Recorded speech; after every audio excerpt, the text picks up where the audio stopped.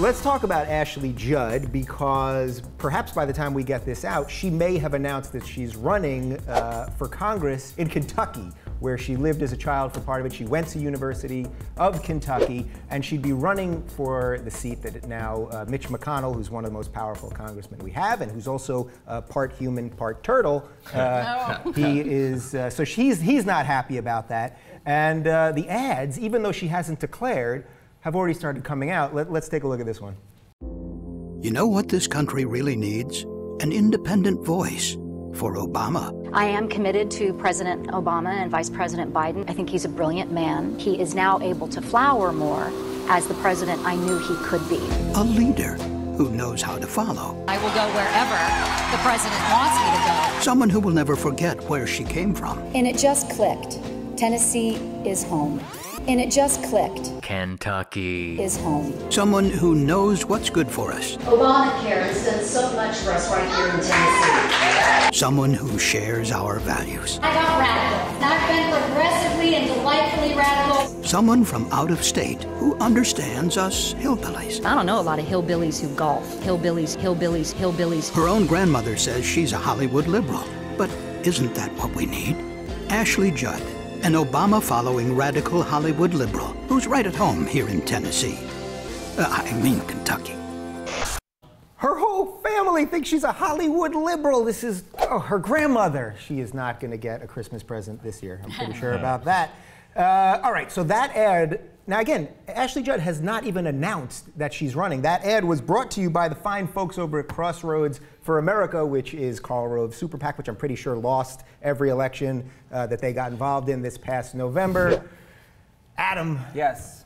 What do you think about this? Can a Hollywood elitist beat a human turtle? I think that anybody that was in the movie Tooth Fairy doesn't constitute as a Hollywood elitist. I think that you have to, like, I mean, her last good movie was, what was it? I mean, her last movie, Kiss the Girls. I mean, like, that was like 15 years ago. So you think her star quality isn't even high enough to... I don't think she's a Hollywood elitist. I think she should, but I think that she should be the coach of Kentucky, because she's been at every game. I don't really think that she's, could she win? Maybe. I don't think so. I mean, based on, I don't think she could win. I mean, but she's pretty hot. Desi, do you think that it takes these, of course, do you think that it takes these high-profile, whether they're not A-listers or whether they are A-listers or not, but do you think it takes these high-profile people to now run, because a regular person really can't even run for office anymore just because of connections and money and everything else? Well, a regular person can run. They're just very unlikely to win, especially at the Senate level. I mean, right now, the barriers to entry for a regular person, you know, you have to have like a $10,000 filing fee. I'm not sure what it is for Kentucky, but usually in most states it's several $1,000s, and you have to have a whole apparatus and a petition that shows you have support. You have to basically be able to prove that you can pay for the TV commercials. So in that respect, Ashley Judd, you know, who is a very intelligent woman and has a great resume outside of her acting career as well, I think she would be able to afford it. You may not know this, but she was actually UN, I think is an ambassador for one of the programs, and I'm sorry I can't remember the name of it right now, but I love the fact that she's even talking about this, because you can tell how much the GOP is freaked out about it. Well, clearly, because this ad is actually about a month old, and still, as we tape this right now, she hasn't even officially jumped in. It looks like it could happen any moment, and they're already running ads against her. So, hey, John, where do you fall here? I'll start with the funny.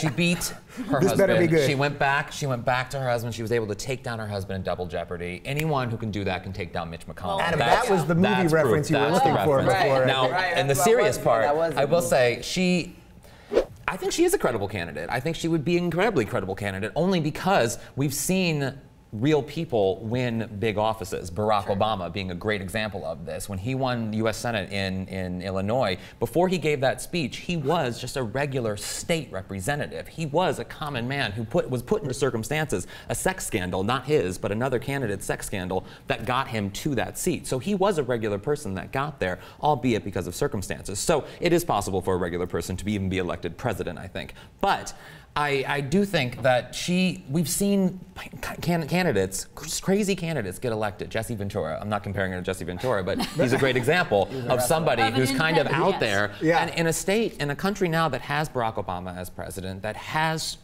we're leaning in a unique direction, I think she could easily sneak in there. She also has the name recognition. I mean, in Kentucky, the Judd family, the Judds are very popular and have been for decades now. So I think she's got the name recognition, and it would be awesome, I think, to see her run against Mitch McConnell, even if she didn't have a snowball's chance in hell, because it would give a chance for the GOP to show just how anti-woman they still are in the campaign that they would run against her. Absolutely. So how important is it to get rid of this old guard? You know, we were talking about McCain earlier, but McCain and Lindsey Graham, who now may have an openly gay guy running against him in the primary, which I think is fantastic. How important is it to get rid of these old guys? And they're not going to go away quietly, right?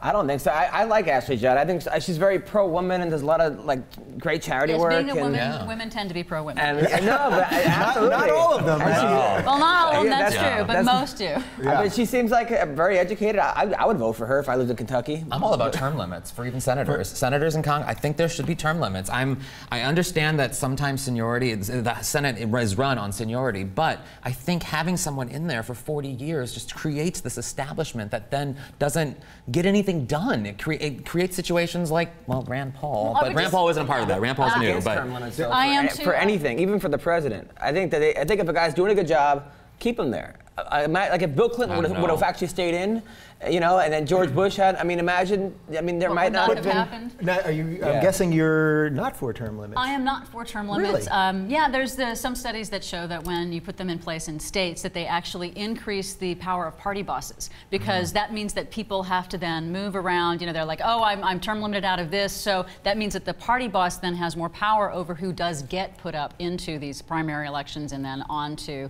what happens in the actual office, because people don't have that institutional memory. They don't remember what happened before, and it takes them that much longer to learn the job before they're actually effective in it. So it's an interesting, I think the problem that you're talking about is money in politics. You know, that if we didn't have the corruption of money throughout the campaigns and the lobbying when you do get to elected office, that's where the issues actually lie, and that term limits wouldn't necessarily save that. That's why I'm actually only half kidding when I say this, but I think politicians should only be allowed to run once, because then they wouldn't spend the second half of the first time looking forward to the second part. But Abe Lincoln lost every election before he became president. So, look at you busting out a Lincoln reference. There you go. I can't argue against Lincoln. That Nobody would be will the happy counter about to that argument.